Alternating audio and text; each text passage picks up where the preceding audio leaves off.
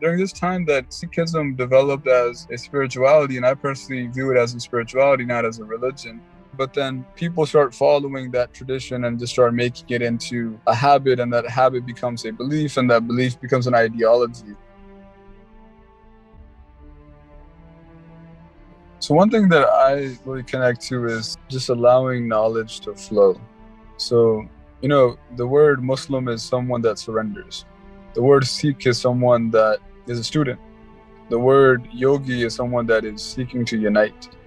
So without making this label and distinction between, what each individual role is playing, I look for the deeper essence behind all of that. Like you had pointed to, perhaps what would be deemed as original message or the original insight into why a spiritual practice became developed into a religious system, right? So, what I've learned from all of these systems is that there is an inherent need for humans to want to connect. And that connection is something that, taken into abstract thoughts or belief or actions, humanitarian agendas, sometimes a lot of heavy control. But what I've learned most of all is that intense practices of yoga, Ashtanga yoga, and then various techniques for meditation purposes for 3-4 years on end, every day, every morning for 2 hours, or practicing Ramadan and also praying 5 times a day, or whether it's with Sikhism and wearing the turban, taking this identity, taking the concept of seva or selfless service and putting it into effect. There is something to be learned through the aspect of practicing, and not just the theory-based systems that a lot of us kind of get into. What I've really learned is just to be open-minded and just to explore regardless of what you deem the reality to be of these systems.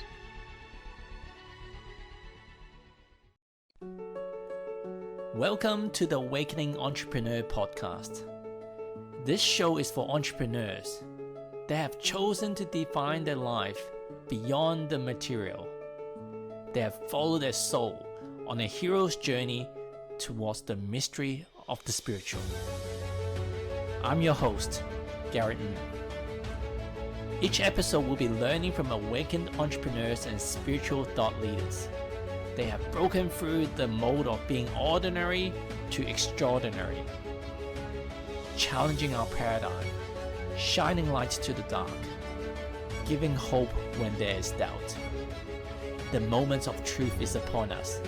It is time to transcend our world from fear to love.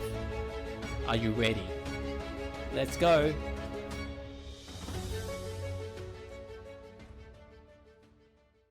Welcome to this episode of the Awakening Entrepreneur Podcast. In today's world, increasing amounts of turbulence going on with lockdowns and divisiveness. And at the same time, we can look at, hey, we all one, we all came from no unity, and we don't need to fight, and let's be all spiritual about it. But the reality, there's a lot of 5 senses issues that we need to deal with, like not allowed to travel to certain places, not allowed to see loved ones, your business getting affected, the survival perhaps, not reliant on the government to support you, are all being challenged. And so as much as we like to look into hey, it's all spiritual and make peace with it, we constantly have to navigate about the practicality and the spirituality. And today's guest that we've got is going to go deep on this issue. His name is Deep. And anyone that comes with just a single name, it's got some wisdom to share. So to give you a bio of his background, Deep is a first-generation American from Punjabi Ancestry. And throughout his life, he has been influenced profoundly through his heritage and the traditions of yoga, Sikhism, and Islam, all rooted in a balance between the practical and the mystical, whether it be as a yogi, a coach, or throughout his new book of poetry and short stories, Innocence. Deep inspires people to look within themselves. He has taught numerous types of yoga, including Ashtanga, Vinyasa, and Yoga Nidra in environments such as prisons and war zones. And he is the owner of DeepElevation LLC, which he helps others transform and grow mentally, spiritually, creatively, and physically. Welcome, Deep. Thank you for having me. Just before you came on, I was reading one of your posts on Instagram that led me to your blog post about September 11. and about the turban. I highly relate to what you shared. Do you want to just maybe start off with what your post was about? Yes, for sure. And thank you for bringing that topic about. I do want to stress the level of sensitivity around this topic because I don't know who may be watching this. And so I would like you to take a moment to breathe in and breathe out. This topic of the aftermath of what happened on September 11th, 2001, has a lot of different experiences for a lot of different human beings. There's the immediate trauma that the humans that ended up losing their lives due to the attack on the Twin Towers went through, and the families and the entire country went through. But then there was also a population that was targeted systematically and also through, I guess you can say, systematic ignorance and a level of negligence when it comes to political and social responsibility. So the article that is being referred to here is a story that I had written in my 11th grade junior year of high school. And at that time, it had been about 2 years since I had gone through what I had encountered as or recognized as honestly, I don't know what to term it because I could use the word awakening, but it really was something that allowed me to really understand as an adolescent the concept of consequences and understand that there was a level of depth inside of me, inside of my soul, inside of my being that was always there waiting for to be explored. And so as I began to navigate this depth, it led me to move away from my main practice at that time, which was inherently spiritual, emotional, physical, and mental, which was skateboarding, which I used to do 8 hours on end a day, to then moving towards this practice of understanding spiritual systems.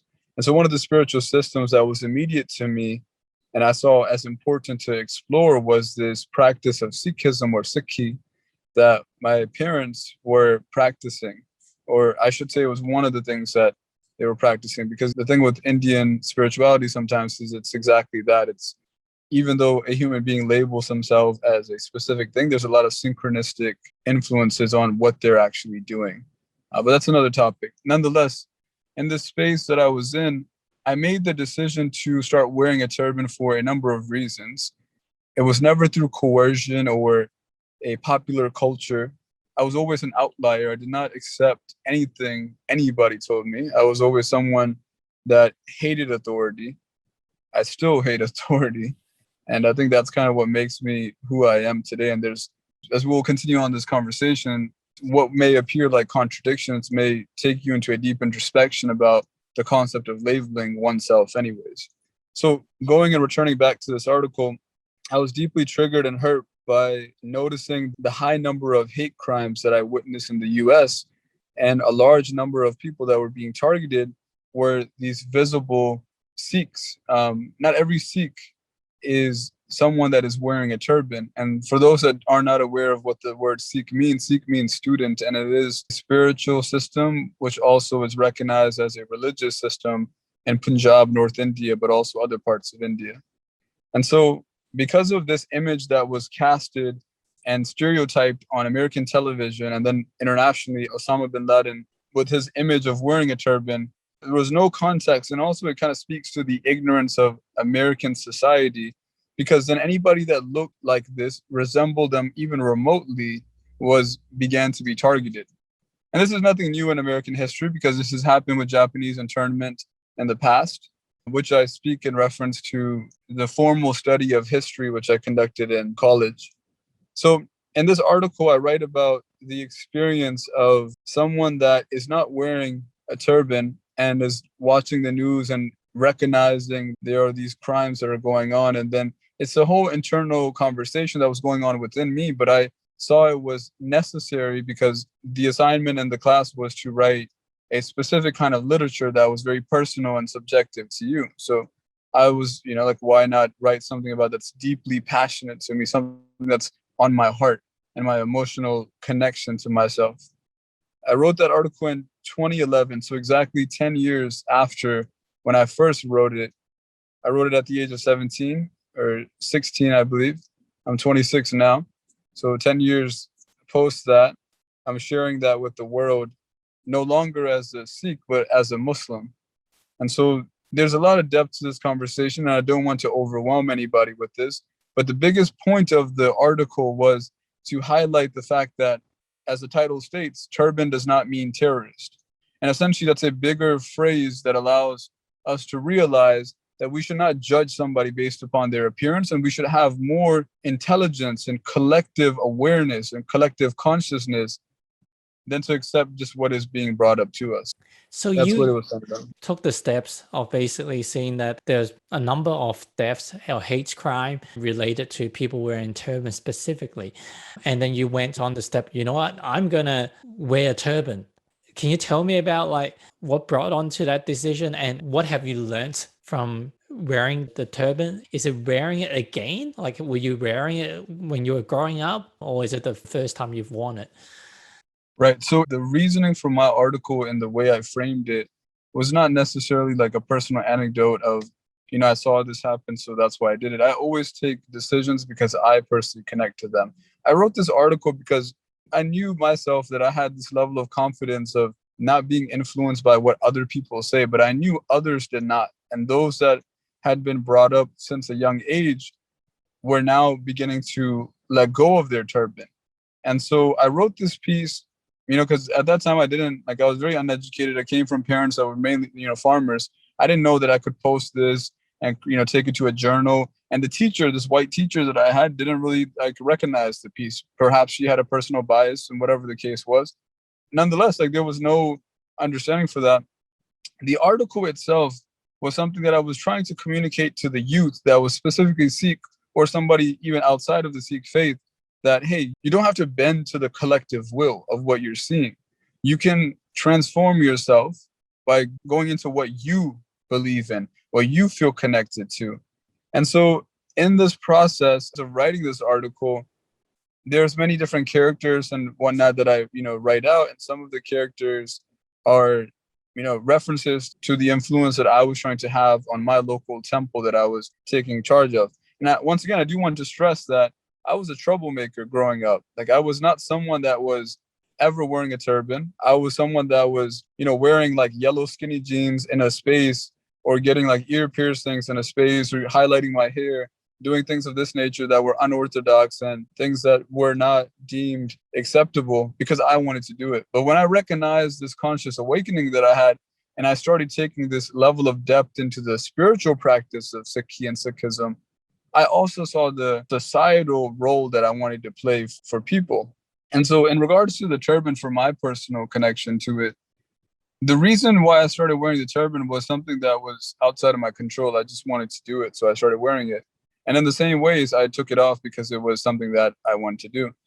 One of the main reasons, and which is a deeper conversation, was I had noticed that even within the Sikh community, people started assuming that I was a good person based on just my appearance. And so I did not like this. And I also got this entitlement experience from Sikhs that were saying hey, you have to wear the turban. I was like, I don't have to do nothing. And I'm not trying to sound narcissistic here, but for me, I don't want to listen to someone force me to do anything. And I do not find it as spiritually wise. And so, but with that, as a pattern, I began to notice, and I saw the exclusivity within the community. I just ended up like the wind, transforming and going to the next direction as a mystic towards whatever else was led on my path. Now, I do wear the turban for my own cultural, personal, and perhaps spiritual reasons.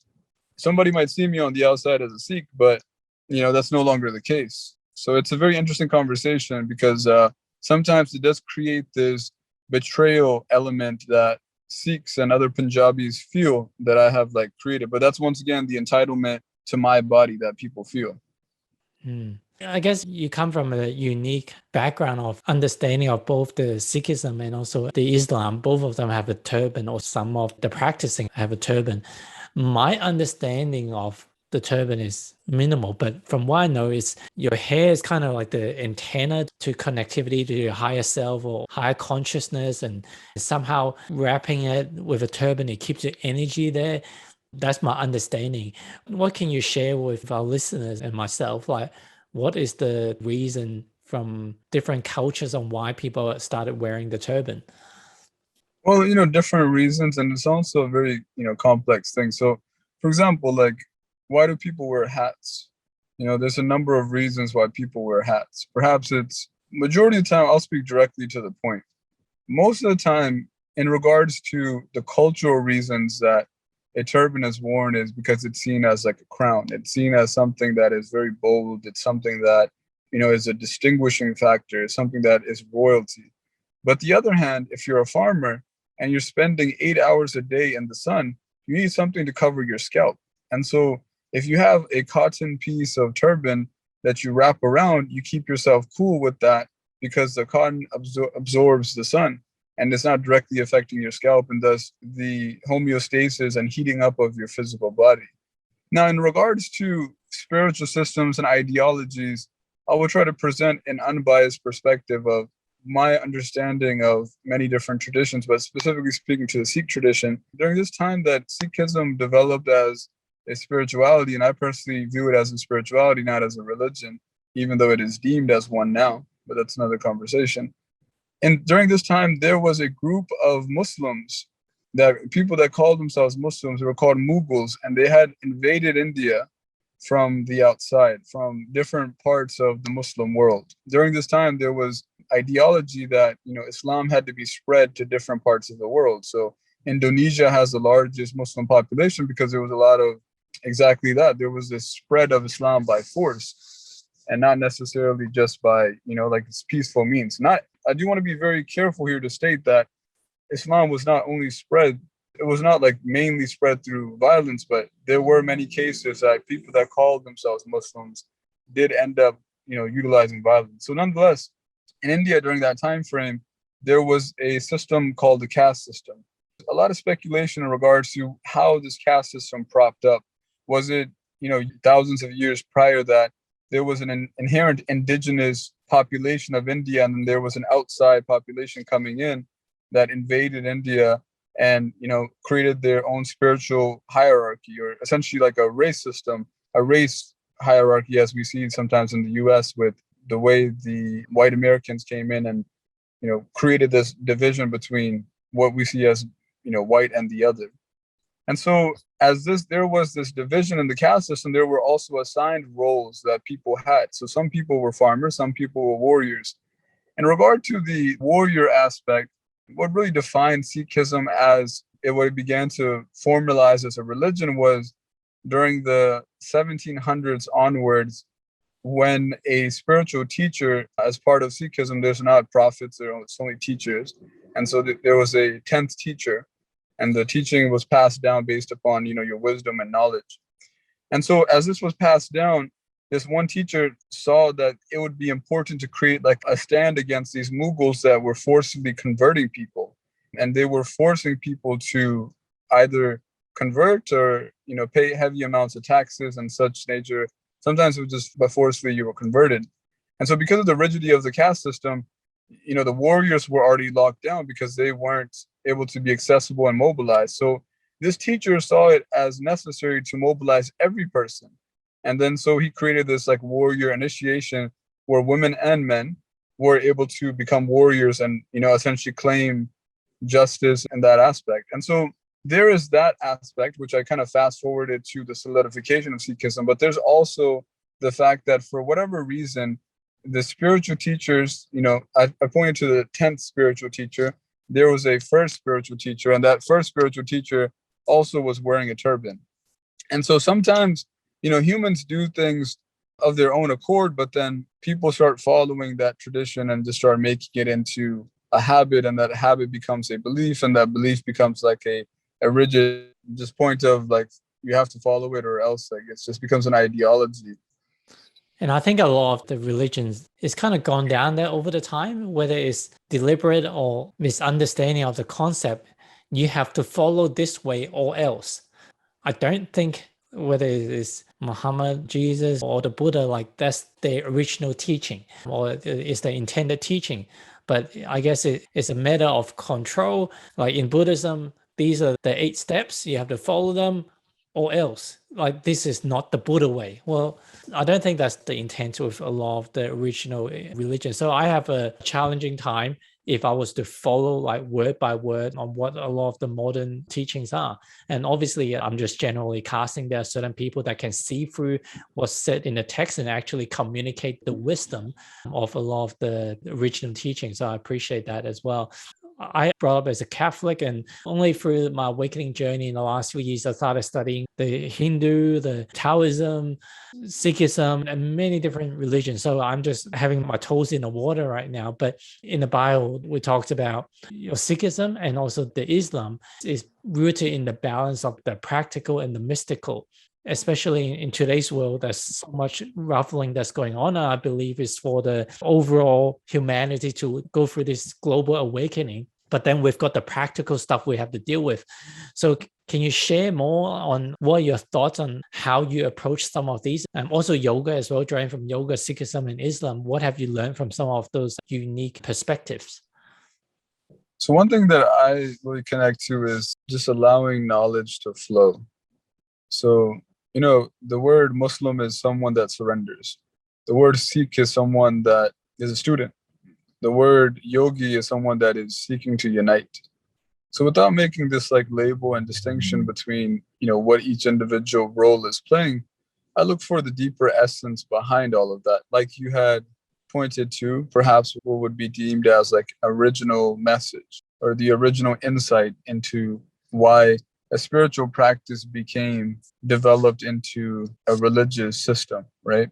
So, what I've learned from all of these systems is that there is an inherent need for humans to want to connect. And that connection is something that, taken into abstract thought or belief or actions, humanitarian agendas, sometimes a lot of heavy control. But what I've learned most of all is that you have to go and explore the practice from a experiential standpoint. And the reason why I love exploring practices is because I'm not mentally thinking of what the practice is. I actually, bring myself into the practice. So for example, like, practicing intense practices of yoga, Ashtanga yoga, and then, various techniques for meditation purposes for 3-4 years on end, every day, every morning for 2 hours, or practicing Ramadan and also praying 5 times a day, or whether it's with Sikhism and wearing the turban, taking this identity, taking the concept of seva or selfless service and putting it into effect. There is something to be learned through the aspect of practicing and not just the theory-based systems that a lot of us kind of get into. So, what I've really learned is just to be open-minded and just to explore regardless of what you deem the reality to be of these systems. So Taoism is also an interesting one, and Rastafarianism is a very interesting one. And Australian Aborigine culture is interesting. There's very deeply influenced by the concepts of dream time and songlines and these aspects that are, native to Australia, because that practice, when I look at the Aborigines, the indigenous populations of Australia, I noticed, over 50,000 years of isolation from this traveling that happened early on. And it's a very beautiful thing because you're able to notice the different spiritual traditions that came out of not necessarily trying to connect to the other traditions, but basically being disconnected from what the rest of the world was doing. And sometimes I like to put myself into that space, regardless of how connected and globalistic this world is. I like to form my spiritual experiences based on kind of that isolation standpoint. So I guess what are some of the insights that you can draw from those practices that helps you live a balanced life between the practical and the mystical? To have a level of surrender that allows you to lose control, but then to have a level of awareness that allows you to take control when necessary. Sometimes in life, you have to take control for your own survival, for your own growth, for your own development. Other times, that very control is what is holding you back, and you have to let go of it. So essentially, it's like a relationship, a romantic relationship, perhaps, and how you hold your partner's hand. It doesn't have to be by force. It can be in a very loving, generous way. And sometimes you have to let go completely. How do you know when to control and when to let go? Not with the mind, with the heart. We have to follow what the heart tells us. when the heart begins to reveal things, if we look deep enough, it leads us into what some may say as the spirit or the soul. I do feel like the heart is the portal to the spirit and the soul. Anyone that has ever loved before, loved anything to a profound depth, knows the insanity from which love can create. But you also know the expansion, right? Like that's the most important aspect in life, is the ability to expand. And you begin to learn that sometimes you don't have a choice. Life forces you to expand, and you can use beliefs to restrict yourself for some time or forever. Or you can really start liberating yourself and exploring what this beautiful life offers us.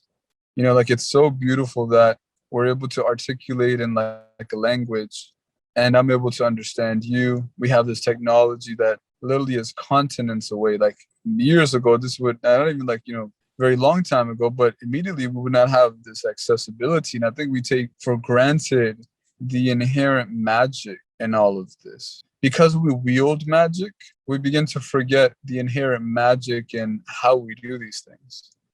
So true. Is there a practice that you do that connects with your heart? Especially, let's just say, if you're about to go into an important meeting, or if you're about to have an important conversation with your loved ones that you're currently in arguments with or having challenges with, how do you connect with your heart? Try to remember the impermanence of life, and that perhaps the next breath is not guaranteed. So focusing on just every moment. Yeah, there's humans that currently are not here anymore in the physical. So as we begin to draw this awareness of death, it does something to you. That fight that you're having with your loved one can be seen as like a play, a very beautiful play in life.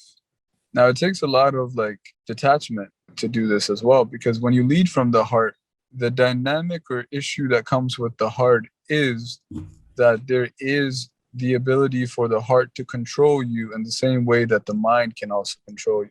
So even though I have stated, like exploring the depth of the heart, you still have to have this ability to connect to the essence of truth. And I think, what allows me to navigate that is remembering that the connection would be to the fact that death is, there. But what that connects with is my breath. My breath is what is allowing me to continue, or it's what is going to bring me out of this life. So if I focus on my breath, regardless of what is going on, whether I'm in this conversation or whether it's deep prayer or meditation or riding down a very steep hill on my skateboard or in traffic, the breath is a very interesting thing. It's an instrument that allows us to explore death, allows us to explore life. Yeah, I appreciate that. Like, and just practicing and just being more conscious of the breath and feeling the breath from the perspective of life and death, it's giving me a much deeper sensation, even just in the last minute or two. I know that, I guess, growing up, like you were groomed to have a steady career or a career in teaching, and then you just went on to suddenly just uprooted yourself and went to live a few years of life without structure. I had a calling a couple of years ago to suddenly just pull my kids from traditional schooling and started homeschooling them. And then from homeschooling, I learned a concept called unschooling, which means that you basically teach them nothing and let them be free range kids, provided you also have the right environment as well, like the right learning tools for them to learn around them. But even if you don't, that's perfect as well, because innate in all of us, we have a drive to learn.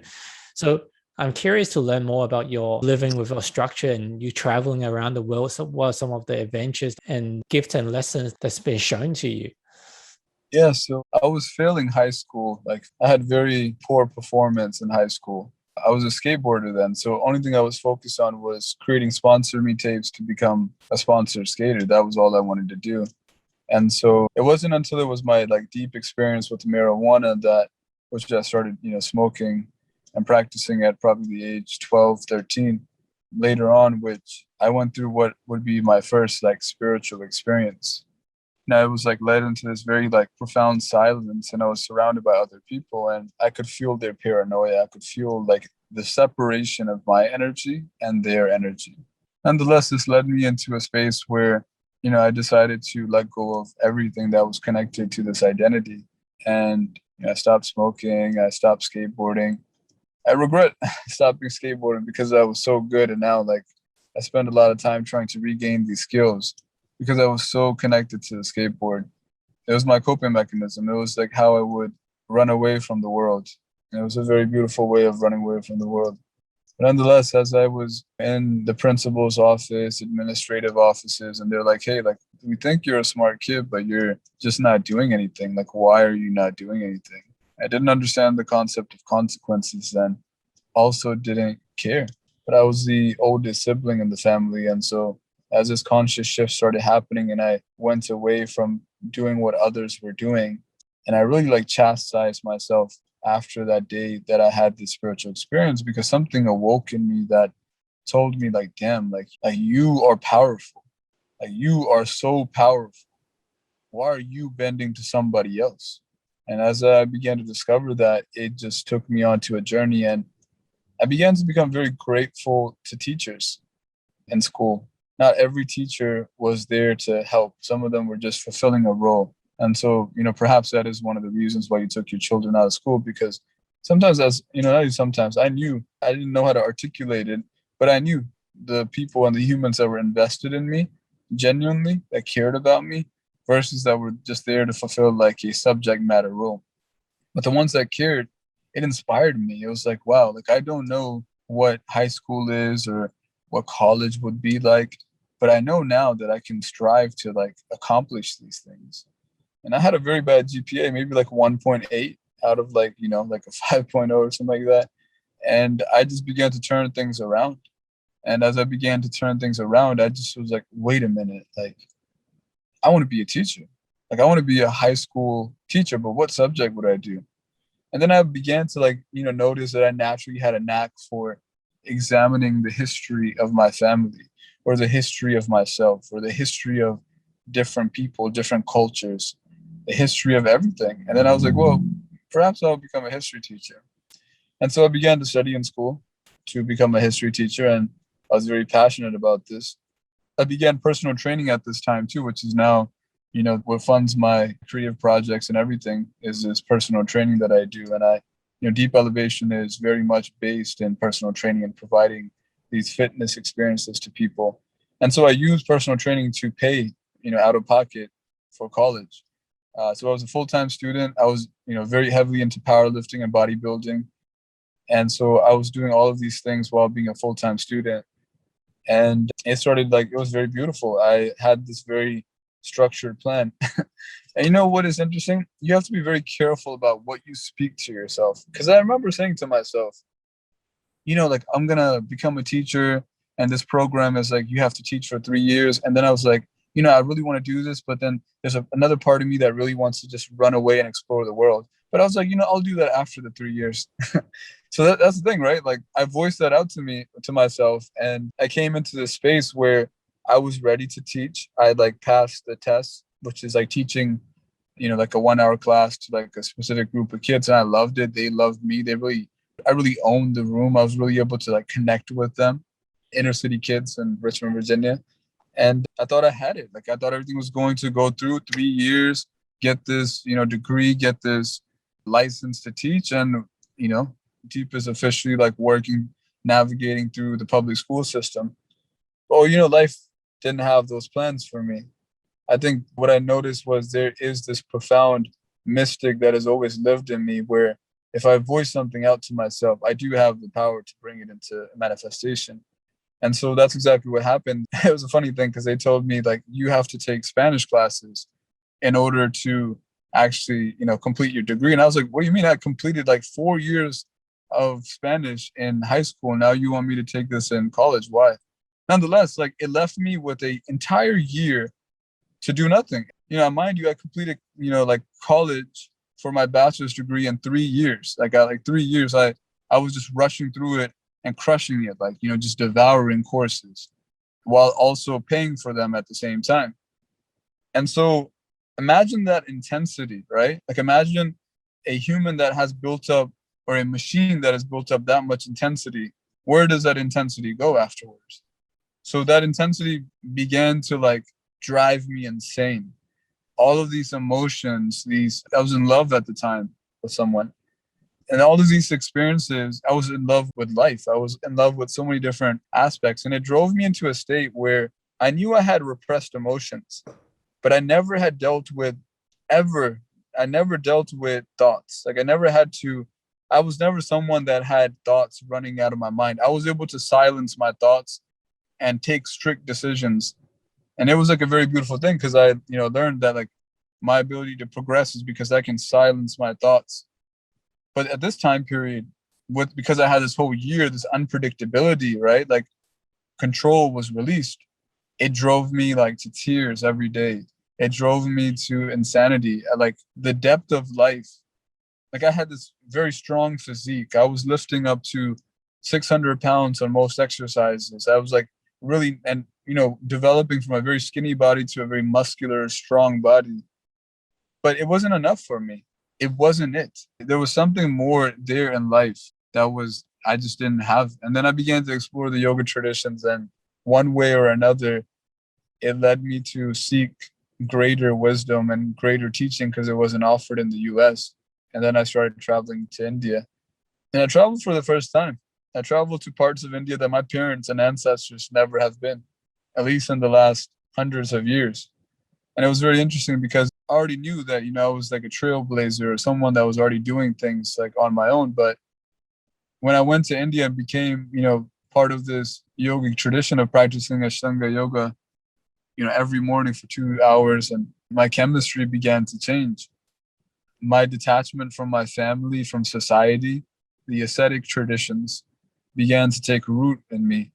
And those that don't know, the word ascetic is essentially to disconnect from society, to disconnect from the way, societal life is. And part of that societal life is relationships with people and to your old identities of self and all of this, to a degree where there's a depth essentially of the old. And nonetheless, it took me into this experience of profound depth. And, I went from like making this money that I was making through personal training to pay for my degree and all of that, to then just like being okay with just spending. I think I had like I worked hard. So even then I had like $10,000 in my account, and I was able to spend it to like, go to different places and do humanitarian work and different things. But I never had access to these things. Like these were experiences that were not possible if there wasn't something inside of me that was operating the journey.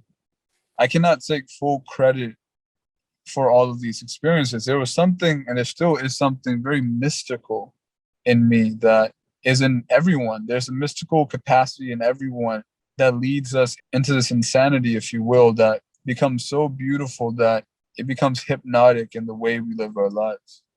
So some may ask, well, I love my family, I love my partner, I love the material possessions that I have and my lifestyle. Why would I want to disconnect from the aesthetics? Why would I want to disconnect from society? Who are you? What is the self? Do you depend on the external? These are the questions that we must, one way or another, ask ourselves. Because if you have a level of awareness, you're lying to yourself. These possessions, these relationships, this. Yeah, it's cool. But what about you? You came into this world with your body. Have you explored what that body means? Have you explored what your mind has to offer? Now, just because life is, different divisions of city, suburbs, rural, regardless of where you end up growing up, there's an inherent culture of society that you do not have to participate in. And most people do not understand that. There's a poet from the early 1900s. He was the first poet from India, or at that time was, colonized from Britain. His name was Rabindranath Tagore. And he wrote this book called Gitanjali. He's pretty much, he's been erased, it seems like, because he won a Nobel Peace Prize and everything. But his poetry and whatnot has been kind of shadowed by the West for whatever reason. But nonetheless, he was a very big influence on me in some aspects of my life. And he saw a lot of death of his family members and close ones early on. And one of the things that he would say was that, society has this ability to take you into a vortex, and that vortex keeps you away from the truth of yourself. And so, in plain terms, what that means is that if you're only living life based on how others live life, not just individualism and collectivism, but the essence of how much time have you spent by yourself? And then even that time that you spend by yourself, are you comfortable? And I think that for me was so intriguing because I was traveling different countries and worlds, and only I knew about my background. Only I knew about what I was capable of. Someone that I have a lot of influence from is Bruce Lee and different traditions, martial art traditions. Bruce Lee is very fascinating because he also is someone that is a trailblazer, someone that connects to this inherent hypnotic visual of his physique and what he's capable of doing, but he merges these concepts of what some would label as Eastern and Western philosophy. And one of the things that he speaks on very frequently is the concept of failure and how failure is like temporary. Now, when a man like this says something like this, you know that it's not something that is being said for a part of society. It's something that comes from personal training, from personal one-on-one connection. And so, part of those like explorations of yourself are that the more you explore yourself, the more possessions you can have, the more appreciation you can have for your possessions, the more you can let go of those possessions. Because there will come a time, and let's just be real, like regardless of what spiritual tradition we come from, physically, when we watch someone die, do they actually physically take what they had with them? No, I mean, I can't visually, sensually see this. I don't see it. So if I don't see this, I'm a fool for just trying to amass wealth, right? So awakening entrepreneur. Entrepreneurship is very fascinating because it's allowed me to understand the currency and power of money. It allows me to publish this book. I don't need to depend on somebody else trying to validate my existence and tell me that my voice matters. I don't care. Like, I know how to generate this, and I'm fortunate and grateful to God, to Allah, to the divine, to every connection, any name that it is, to that being that allows me to understand this. Because it's something that once we understand the depth of who we are, abundance and manifestation it's so tangible in our life. And so I think this podcast was a great opportunity for me because I think about it a lot. As earlier on, I used to not really stress or point out my success as an entrepreneur because sometimes in my mind, I used to think of it as somehow not spiritual. But how can I think of anything as not spiritual?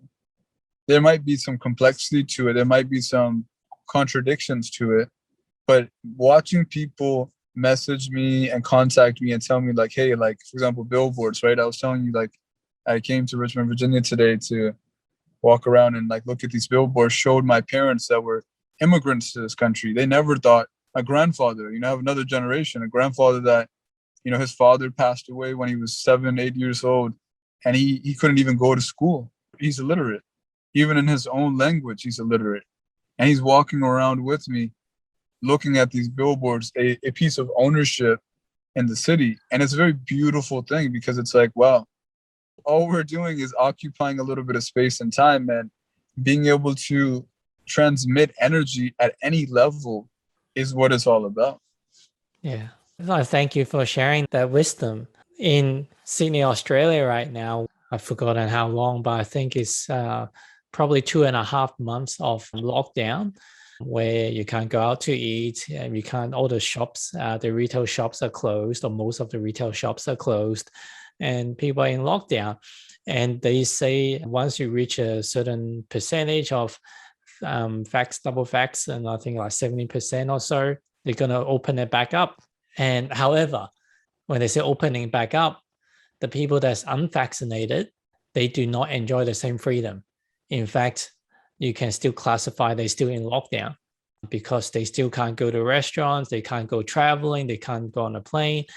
So as I contemplate on what is happening, one of the things I started sharing with a few friends is that not all the time, but in general, my observation is that the people that are unvaccinated, They in Australia, in Sydney, or at least my circle of friends, they tend to be more conscious. And again, being conscious or not conscious is not like one is better than the other. It's just different stages of the personal evolution. But they just see life as different. They value the freedom and other things higher than other values. So they've taken this path. The gift of being in this lockdown and extended or for the foreseeable future is exactly what you say. Like, if we're allowed to go traveling, if we're allowed to go to different restaurants, we would indulging ourselves on the aesthetics, on the outside stimuli, to depend on it to bring us the happiness, just the same as we depend on TVs and Netflix and other and internet for us to get our external happiness. But there was a moment I remember throughout last week, I was lying down and I was feeling, well, I can feel the sensation of my different parts of my body touching the carpet.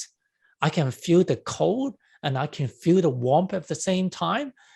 And I can feel all these different sensations that normally in the busyness of hyper external stimuli of great food and great people, great friends and loved ones, that you wouldn't have that moment because you're just too busy.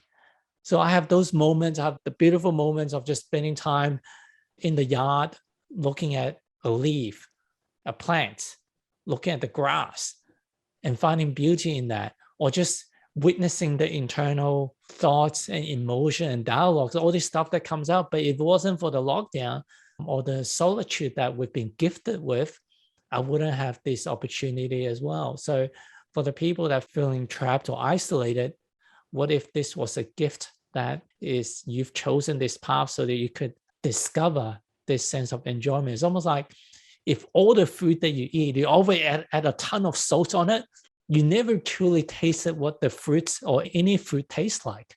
You just, oh, when the salt is gone, oh, this doesn't taste nice. It's not familiar. It's not salty anymore. How could I live with no salt? But then you start to enjoy the different food at its true essence, what it tastes like. And I think that's pretty much what you just described, that without a lot of the noises, you truly like get to appreciate a lot of the things that otherwise we've lost that sense of appreciation for. The very interesting thing about this is that, there's this ascetic Vedic tradition, if you will, and then there's the tantric tradition where you're essentially utilizing your senses to have very profound spiritual experiences. Now, the issue is that most humans do not have control over their senses to this degree. So they can't have profound spiritual experiences while indulging in food, in physical movement, or let's say intimacy and sexual connection, or spiritual connection that is in the form of societal participation. And so because of that, there is this requirement sometimes that we as humans have to first undergo the aspect of detachment and being away from these senses in order to truly understand them. But there is a profound beauty as well in being able to understand the magic that happens and what is possible when you are indulging, right? Like, it sounds like a contradiction, right? Because I just talked about this ability to be completely away from things.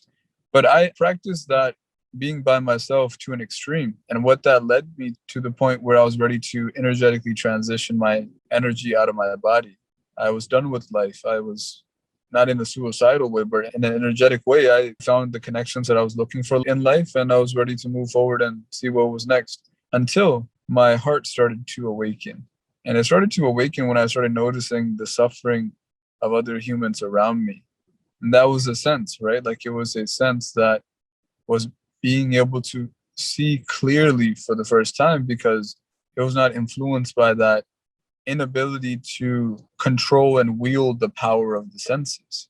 That's the thing, is that we have these incredible senses, but we don't actually understand the power and responsibility that these senses have. And I think that's what's interesting, is because like when we begin to understand that, it really changes. It changes a lot. Like, sometimes like I'm vigorously like engaging with food. Like I really like the aspect of really slowing down and eating my food and really enjoying the bite. And I also like to really like crush my food. Like, I really like to just devour it. But it's like an extreme. Like, one aspect I'm like very slow, thoughtful. The other part is like I want to be like feeling like I'm in like a survival mode and like I'm in a jungle and I like need to like have this food in my body in order to move forward, which is also influenced by my desire to like sprint and run and like climb and be very like physically active and engaged. And so I think it's a very intriguing thing because I think we have to have the ability to detach first. And I think that for me has given me, and I also will say that it's still difficult for me, as much detachment as I practiced in the past, I have to still have a present practice in it. Otherwise, the senses begin to take all over again, as if like, as if those years of discipline like didn't mean anything. Yes. You reminded me a lot of the shamanism traditions, especially prior to going through a vision quest or even going through a rite of passage. You have to go through fasting, like going starvation or food and sometimes even water as well, and friends and other stuff. And what you just described is almost like it's not just from a physical fasting, but a mental fasting, like away from all of those sensations or the fastings of the senses. And once you go through the fasting, like, because the fasting, like even in those shamanism tradition, is not forever that you don't eat, or it's not to preach that you eat as little food as possible. Or some do, they go for a Bavarian lifestyle. But for the most part, it's about like doing that cleanse every so often. So like you say, like is even if you have years of practice, if you don't do a cleanse every so often, you could get addicted to certain things like social media or certain, even the act of needing to learn or grow and contribute. All those could be an addiction of some type.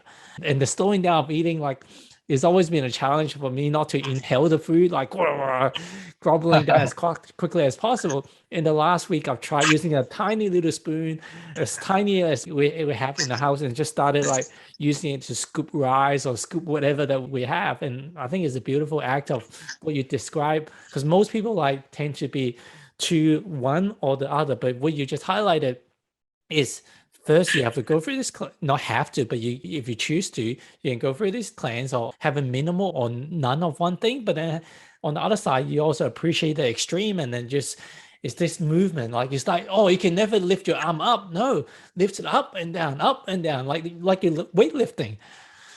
Yeah, and exactly what came to my mind was like when I teach my clients autonomy, it's based on not just creating these restrictions. You know, as like I'm now transitioning and speaking about my role as a personal trainer, it's very important for me to emphasize to my clients the ability to have discipline. To, for example, let's say like somebody's goal is body fat reduction, yet they're drinking alcohol every night. Well, guess what? If you want to accomplish this goal, you have to let go of that for like, I'll designate it for like 8 weeks or 10 weeks. And so, you know, you have to go through that experience, but at the same end, that will also allow them to understand the reward that comes from that experience. And not that, you know, life is all about, you know, this reward complex system that's kind of sometimes inbuilt in our human minds. But it does teach, from whatever I've observed from practical experiences with the, you know, with like right now, I have about 25 people that I work with a week, roughly about 60 hours. And it's very intriguing because I get to notice exactly that. I get to notice that if I'm not practical with them and balanced with them, then they're going to rebound very hard when I'm not present. And so it's a very intriguing thing because it's the theory and also the practice for oneself. But when you're actually watching other humans do this in front of you and they benefit from that philosophy, it's a very powerful philosophy. Brother, before we get onto your book, I want to ask you quickly about your experiences in teaching in the prison and also in war zones as well. What's the experience like? It's exhausting. It's very intense. I mean, a lot of times when I'm, you know, doing these, I'm in these spaces and I'm sharing, you know, my energy, I have to be very much detached, but also very much connected to my heart. And it's not easy because you can't change anything for anyone. Sometimes you can, you know, like for example, like if I'm speaking about refugee camps and if I have money, I can contribute and change the lives of people. That is when you can and you should, in my perspective, change things. In regards to like, I guess I'll be systematic and structured with my reply here because there's definitely a lot of emotions and also detachment in this conversation for me. In regards to teaching and spreading awareness in detention centers and juvenile detention centers mainly, which is where a lot of my work has been focused on, I've done some work in, adult jails as well, but most of it's been focused on juvenile detention centers. That's been for a reason because, part of me and part of my life early on, I could have been one of those children in those spaces. My parents, I was fortunate to have them in my life, but they were immigrants and they were always working. And I lived in a neighborhood that wasn't, very extremely bad or filled with violence, but there was a lot of different influences, especially from the adjoining different neighborhoods. And the ideology was very different than what I practice today. It was very much self-destructive or violent. As you can imagine, like poverty to, mid-poverty spaces are like in the US. The racist systems that are created to, keep you in those spaces. And so for me, I was able to relate to these kids immediately. And it was a challenge because, sometimes like these children essentially, right? Like if adults had not failed them in their lives in some aspect, they wouldn't be there. And that's not always the case. Sometimes the child takes their own decision, and that's something I had to accept and also learn as well. But a lot of times it is an adult within the system or outside of the system.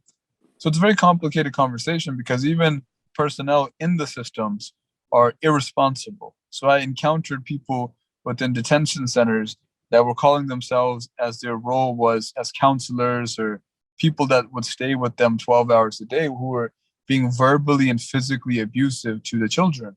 And it would infuriate me because I was like, not only am I trying to create a level of trust with these children for the first time, and I would do it in 4-week increments with new groups, but also I'm having to babysit these adults that don't actually understand the role, the power that they have over these children. And so, it's very traumatic because part of the reason why I stopped doing that work, and in the future I will be pursuing a degree in mental health to help, perhaps, if inshallah, if this book Innocence reaches a level of audiences, it will allow for me to influence and sway systems for them to take me more serious.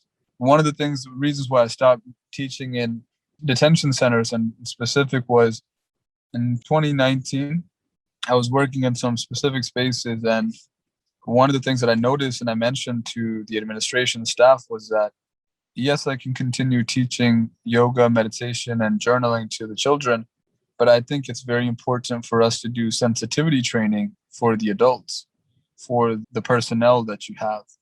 And this administrator told me straight up, this person that was in charge of the program, that, she was more concerned.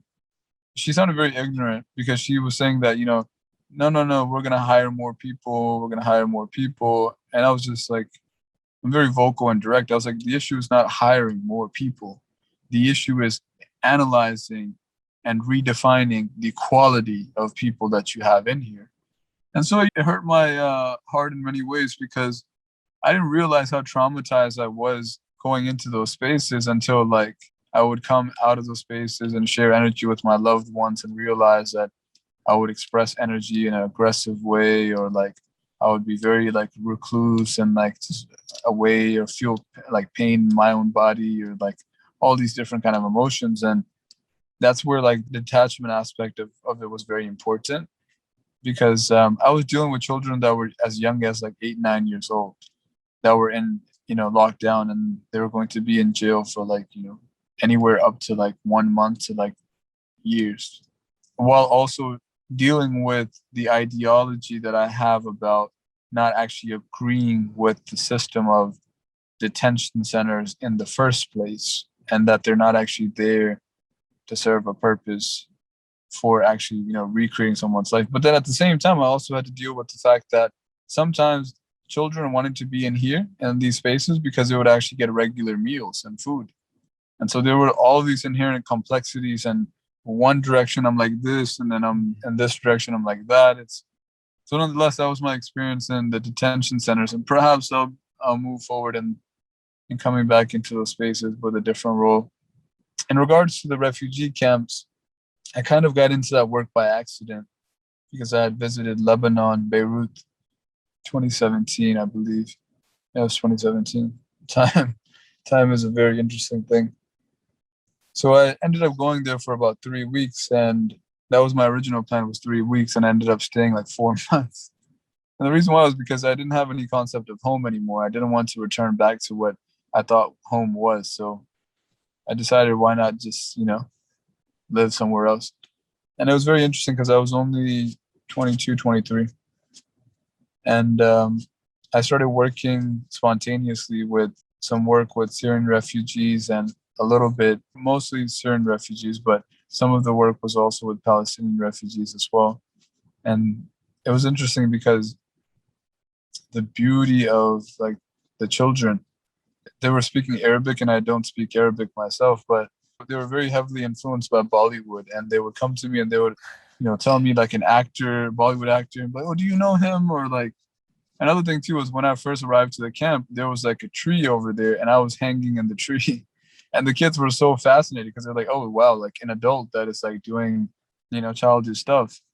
And so like they're looking at me and I'm like, okay, well, let me climb up this tree even higher. And they're like so happy and so engaged, and they're living in tents. Like they're living in tents and abject poverty, and some children's mothers, fathers. I'm not trying to make the situation more grotesque or also paint them in any particular subjective lens as if they are, only victims or something of that nature. But it is something else to notice someone that is a yoga teacher that is in a classroom, in a studio teaching, versus out there in the field in spaces where anything would be of use to these humans. And that is also the humanitarian part of me that is speaking as well, which I think a part of me like that's influenced by that is the fact that I think of myself as an imposter sometimes. I early on would go back to Punjab all the time with my father, mother, all of that. And I would notice children that would look like me, but I knew that they would have a different life just because of my passport, because of where I was born as a first generation. And even though I'm like in many ways influenced by American culture and all kinds of culture, and I am an outlier pretty much to all cultures, there was something in me that really was influenced by the beauty of humans that I studied that would do humanitarian work. Because there was this, and the experience of working with children or people that are living in such situations, like it breaks your heart. Like it breaks your heart to a point where it's like how can you not want to help? Like how can we as humans not know that there may be other humans in this world that are dealing with such, like we're talking and complaining about, lockdowns and like things of this nature. And I'm not, trying to be insensitive to the situation in Sydney because it's very much different than what's going on right now in the US. But, these humans, forget lockdown, they have no guarantee of life, like none. Whether it's coronavirus has like affected so many people and, created this whole like privileged or unprivileged conversation about vaccinated, unvaccinated. I mean, let's just speak about the fact of like how raw life became for people when coronavirus hit. Well, guess what? There were human beings that really died because of the rawness of life way before COVID-19. And not to make this conversation about that, but it just gives more insight into those specific populations. And so when I wrote my book, Innocence, it was influenced by having the space and time to talk about myself, to myself, not to anyone else, like to myself, like express all of what it meant to be me in writing. And it was a very cathartic practice, but I couldn't help but remember those memories of all of these different humans that I've encountered in my life so far, what feels like different lives almost. And this concept of innocence became, coined from that. And so your book, I think, is coming out on the 28th of September. Yes, it's finally, the day is finally coming. It'll be Tuesday, September 28th, 2021. What do you envision a reader getting from your book after they finish reading it? What is it that you hope for them to receive? It's so weird and interesting to create art, Art is something that I didn't have like accessible to me as like a mean of something that you could do. Like I mentioned, my parents were farmers. So part of my creating this book wasn't like necessarily to have any specific meaning. I do want it to be interpretive to each person. There is a subjective lens and there is an objective lens that comes with innocence, and there is an objective perspective. For example, I have articles or like talks that I have in the book about the injustice that I faced from the American Foundation of Suicide Prevention in 2019. And so it's a very objective statement that I make about organizations that stand for a purpose, but they don't actually stand for that purpose, and how like injustice has to be, dealt with. But then at the same time, there's poems about the sky and the endless beauty of the sky, or those emotions that you feel in your heart that you haven't let yourself feel, and what feels like forever. And sometimes you never have felt these emotions. Or the fact that, you really want to cherish life and your loved ones, because one day, perhaps very soon, you won't have that opportunity. So there isn't any particular message that I want to leave with innocence. I am grateful to have had this internal guidance from somewhere, from some sort of source, energy, from God, if you will, to put this message out there, because it is deeply emotional for me. And I think that's something that I guess, will represent itself on its own, is like a man that is a man, essentially in these very specific lenses and appearances and aesthetics, but really is diving into a deep level of vulnerability. And one of the things that, I really stand against is patriarchy.